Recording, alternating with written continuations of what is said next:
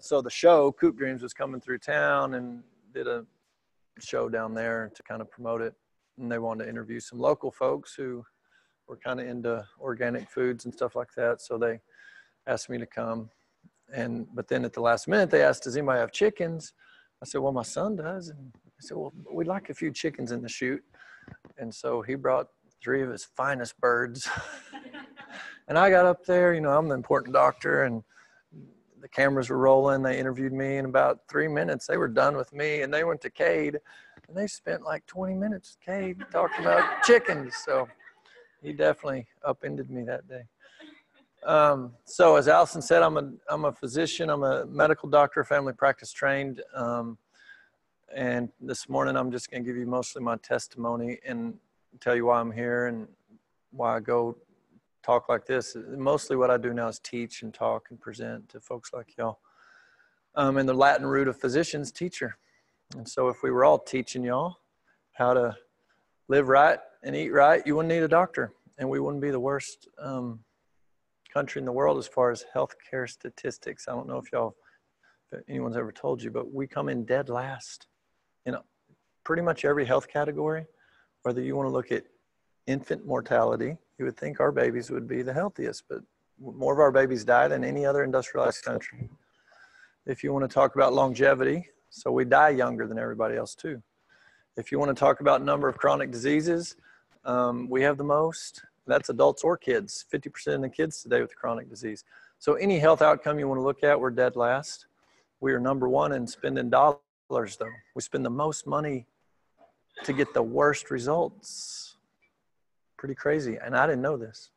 So I feel obligated. I feel a burden on my heart to go spread that news so that you understand you're a standard American in a standard American life and diet, and you will be one of those statistics unless you purposefully don't be a standard American. So that's my job, is to educate you that this is true, and then try to open your eyes to this path that pretty much all Americans are on, and then try to teach you how to get off that path, that you can be in the world but not of the world, as the good book says. So before I get into crazy talk, which there's we've got wellness navigators, we call them at the clinic, to teach people how to eat right and live right. And they made y'all some snacks on the way out, and the recipe list is there too, but you'll notice it's full of fat. And this book, Fat for Fuel. So one of the things I'm going to teach y'all today is it's kind of better to eat fat, but they've been telling us to eat low fat for 50 years. So if you're still in that mindset, there'll be a new renewing of your mind today. And there's a lot of other crazy things I could get into. I don't have time though. Sometimes I'll talk for 2 or 3 hours and we have 30 minutes, but pretty much everything's the opposite of what we've thought. Like if you have reflux, you probably think it's too much stomach acid, and the commercial tells you it's too much stomach acid, and take the purple pill to reduce your stomach acid. But the actual root cause of reflux is not enough stomach acid. My kids ate breakfast this morning, and if you measured their stomach pH, if you put a probe down there, it'd be a pH of 1, which obviously 1 to 14 is your pH scale, and 1 is the most acidic. Battery acid's 1.5. And when you're fully functional and digesting your food, you should be a battery acid or a little lower. That's normal. And my kids don't complain of heartburn, indigestion, or anything. That's normal. It's humanly impossible to make too much stomach acid. And that's another talk. But my point is, fat for fuel and reflux is from not enough stomach acid, and the countries that drink the most milk get the most osteoporotic hip fractures. And everything's opposite. And did you know bypass and stents do not prevent a future heart attack and stroke? This is published data. So we're under this, I call it a deception or misinformation or partial truths. So once I learned all this, I feel obligated to go share it because of this partial understanding of our body and how God designed our body. We're the sickest country. So y'all don't have to be. So anyways, back to my testimony. I was born and raised in Belton, Central Texas, north of Austin, about 60 miles. Both my granddads were the town doctors. Prior to settling there, they spent most of their career in South Texas doing small town GP, country doctor, do surgeries, deliver the babies, do all the stuff. And so that's what I grew up under, knowing what a doctor was someone who did it all. Delivered babies and took care of you all the way till the grave. And so that's what I wanted to do. Went to Baylor undergrad, went to UT Houston Medical School, graduated there in 2002. Went back to Waco for family practice residency training. Was there for 3 years because Waco will train family practice doctors to deliver babies and do surgeries and do colonoscopies and do it all. That's why I went there. So I had a great time there. It's great. It's one of the top residency programs in the country. I was chief resident there, not because I was the smartest guy in the crowd or in the class, but the nice guy that got along and could unify people kind of, so they voted me chief resident. And that gave me a certain ability to see things from a certain perspective. And the perspective I had was I got out of that training knowing it all, that I was the man, you know. UT Houston, MD Anderson, I did my rotations at MD Anderson, the top cancer hospital in the world. One of. So I thought I was really smart, knew it all. And so I was prepared to go be that hero doctor in a small town. And my wife and I prayed about where to go. We looked all over West Texas, North Central Texas, kind of more out here because she's from Turkey, Texas. And every town we went to needed a doctor, they told us, but they all had at least one doctor except for Garza County. Post didn't have a doctor in the whole county. So we went there, and it was great. I got to start raising the kids in a small town, got to be the town doc, got to do Friday night football games, got to do the nursing home, the county jail, house calls, all the small town stuff for 7 years. And financially, we were super successful because of volume, 7-minute visits. They had taught me in school, in residency, how to perfect the art of a 7-minute visit, but your patient's going to feel like you were in there for 15.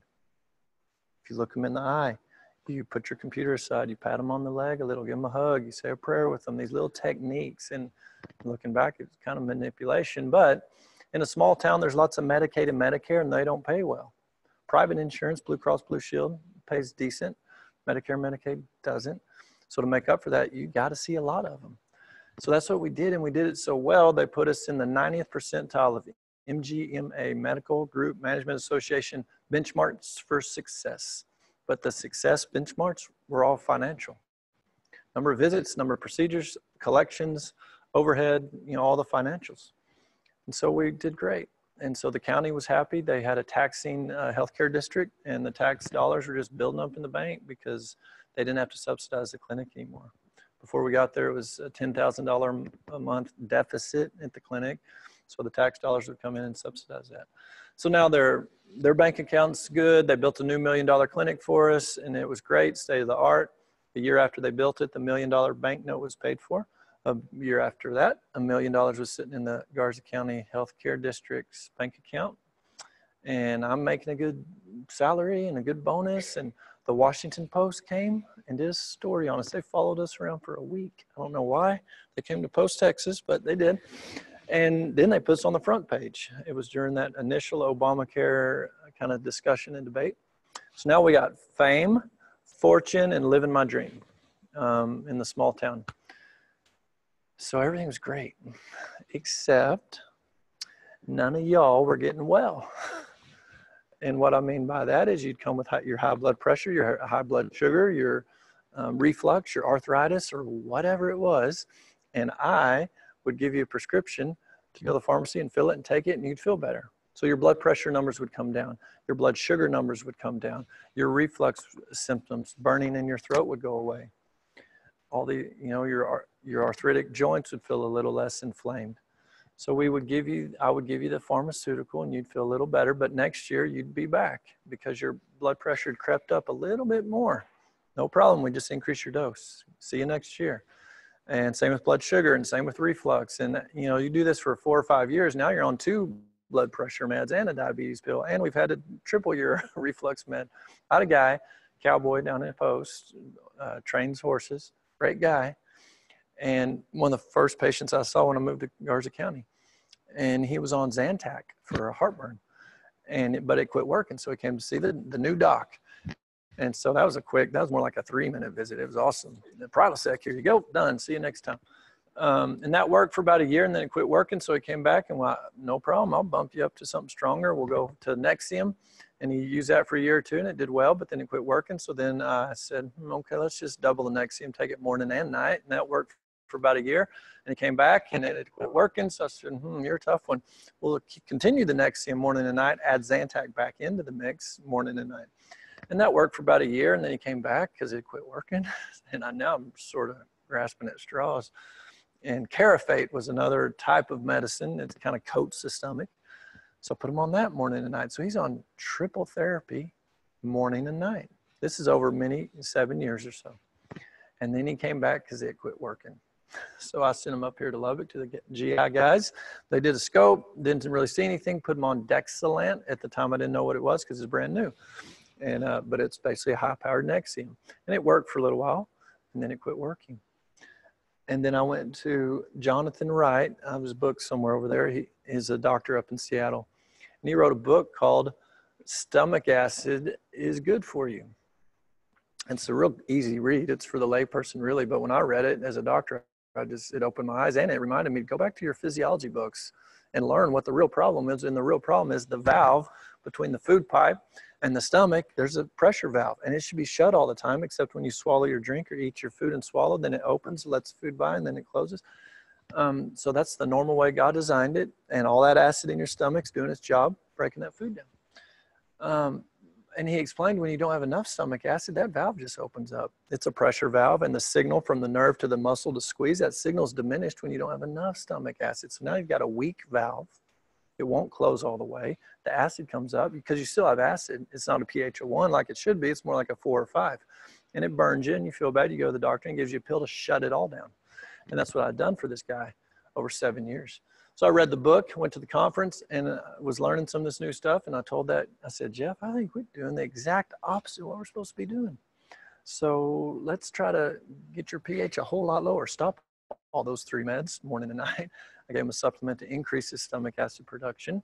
And then I counseled him on the 2 number 1 causes of stomach acid pumps getting turned down, and told him you got to adjust your diet and lifestyle, because those, and high sugar diet will shut half those stomach acid pumps off.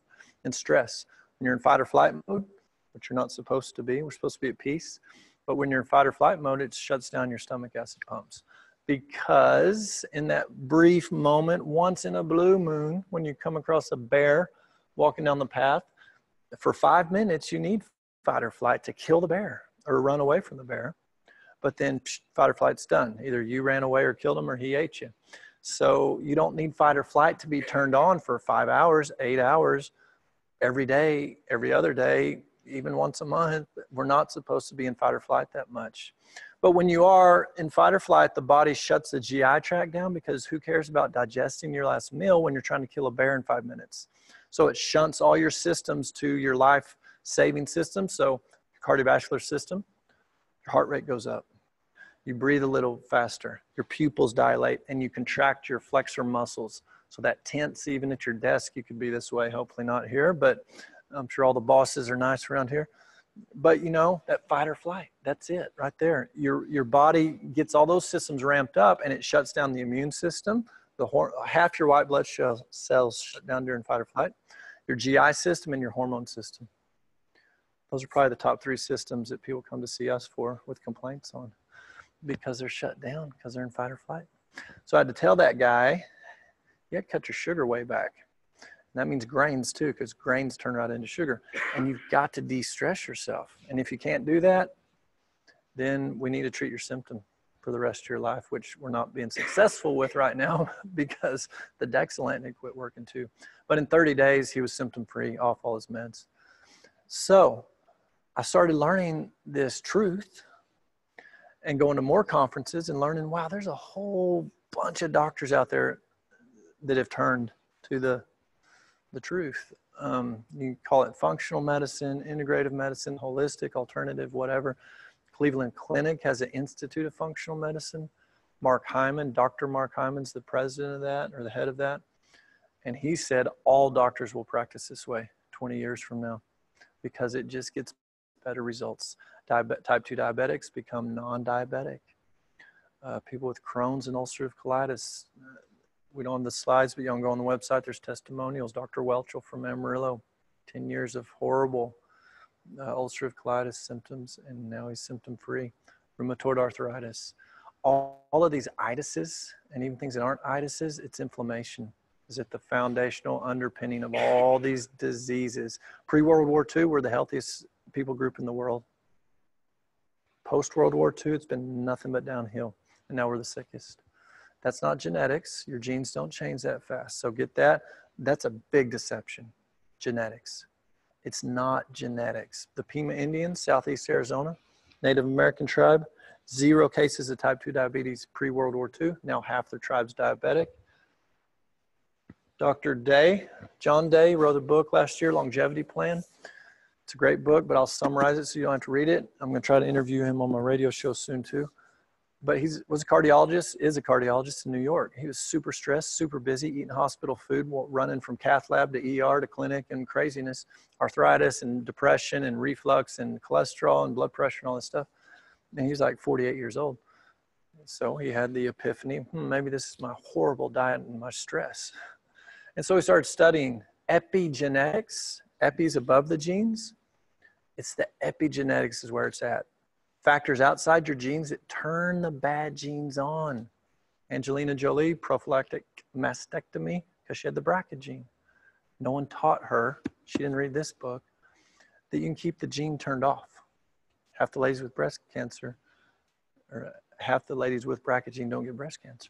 Prostate cancer, Dean Ornish, UCLA, he did a biopsy of the prostate in these prostate cancer guys, and he analyzed the genetics of that prostate cancer cell, and the cancer grow gene was turned on, the cancer suppressor gene was turned off in these cancer patients. So he put them through 6 months of stress management and dietary changes, went back, did another biopsy, got the cancer cells, and the cancer grow gene had turned off, and the cancer suppressor gene had turned on.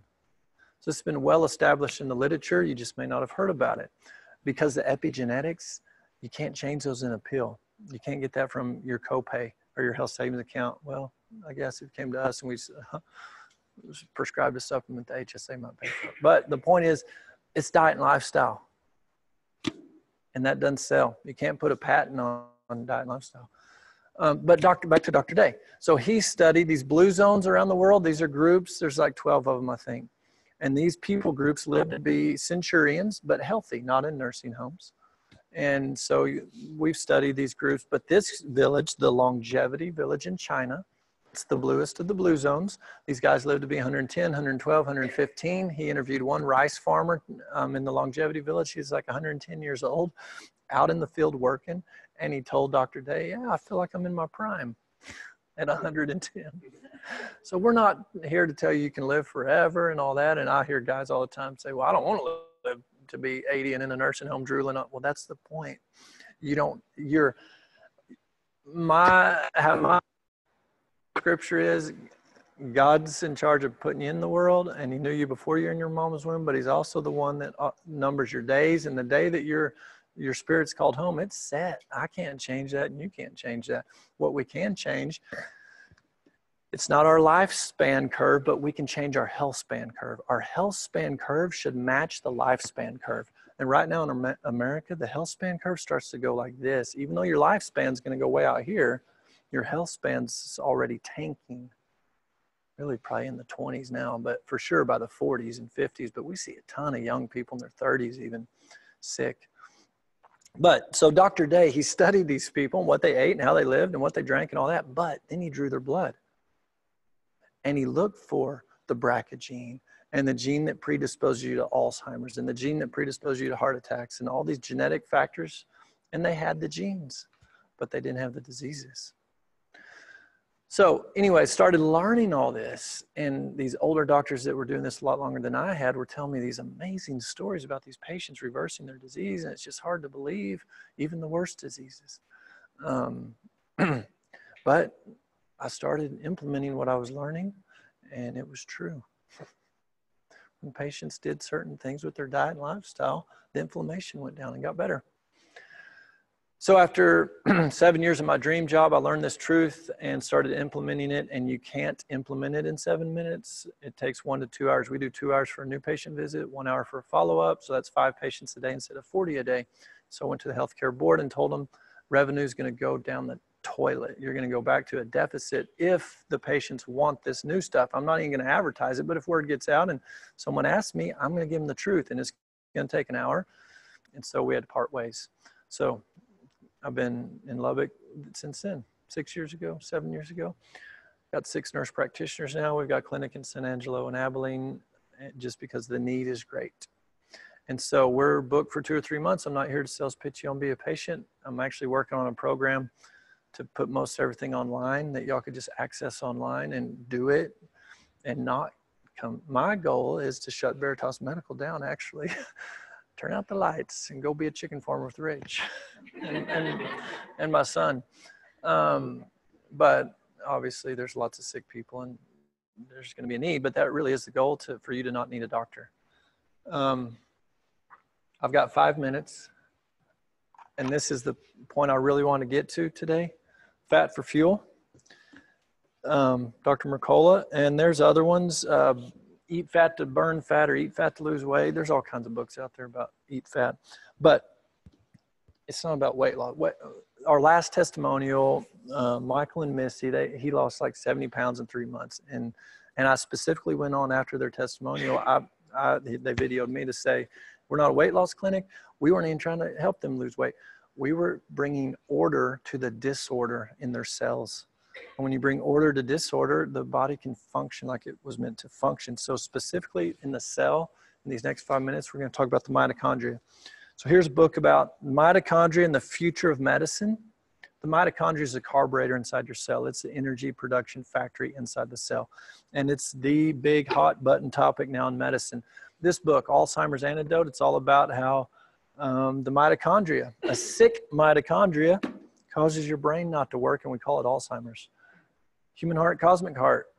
Heart attacks come because of a sick mitochondria, an inefficient carburetor. It's not because you ate fat that clogged your arteries. Cancer is a metabolic disease. Metabolic, translate mitochondria, translate energy production. When your cells cannot make energy efficiently, and if they can't clear exhaust efficiently, it's going to have to go into cancer mode and flip into the cancer genes will be turned on. This book, J.B. Hanley's an amazing man. I got to interview him a few weeks ago. And in here he talks about how Dr. Zimmerman, who had been one of the lead doctors for the government's vaccine injury court, I didn't even know there was a vaccine injury court as a doctor coming out of med school. They didn't teach me that, but there is, and I'm not here to get into all that. But the point of the book is Zimmerman, Dr. Zimmerman, who testified that there's no way a vaccine could ever cause autism. He had to flip that testimony because his own fellow doctor, one of his mentees, is that a word? One of his young doctors learning under him, that doctor's daughter, Hannah Pauling, was awarded $20 million for the vaccine injury that caused her autism. And Zimmerman's own testimony said, Hannah Pauling, the little baby, got injured by this vaccine because she had a mitochondrial disorder that predisposed her to the injury. So the point is, if the mitochondria is not healthy, Alzheimer's, cancer, heart disease, I mean, those are your top killers, top 3 killers. If you exclude doctors and medications, actually doctors are in that top 3. But so now I've got 3 minutes. We can do it. The mitochondria, you need to know this because if you don't want to have all those diseases, then you need to feed your mitochondria and make it efficient. Just like your vehicle, if any of y'all are into automotive stuff, you want an efficient fuel mileage. There's certain additives or certain things you can do to stay efficient. I mean, all these big rigs now you see with those little flaps underneath the trailer, keeps that aerodynamic. I mean, we want to be efficient for lots of reasons. So here's the cell. It's actually a bilipid layer. Lipid is fat, so your cell membrane is fat. You've got the nucleus with the DNA, the double helix. We're not going to really talk about that because those genes are just books on a bookshelf full of information, but it's your diet and lifestyle that takes that book off the shelf and reads it. The mitochondria, you have hundreds of these all through the cell. These are the carburetors. So a carburetor, you have fuel, you got air, O2, oxygen. This is why we want you to move. You don't go to the gym to move to lose weight. You move, you go up and down these stairs every hour, so you oxygenate the body because you need to have an efficient mitochondria. And then the spark plug is minerals. That's it. You can put those, the fuel line, the air line, spark plug, combustion happens. When you do get combustion going here in the mitochondria, it makes ATP. ATP is your energy molecule. And you make exhaust called free radicals. You may have heard of that term, oxidative stress, free radicals. These free radicals, if they're not squelched by antioxidants, then they go do damage. They will come up to your cell membrane and oxidize it, damage that fat. Well, the cell membrane is where your receptors sit. Receptors are keyholes. Just like a key has a certain cut to it, maybe. This key has a very specific cut that works the door at my office. Well, your hormones have a very specific shape too. So insulin, thyroid, progesterone, testosterone, if that keyhole's bent out of shape by inflammation, then your hormones won't fit in there. So you may think you're low thyroid, you may have all the symptoms, but it could just be your keyhole.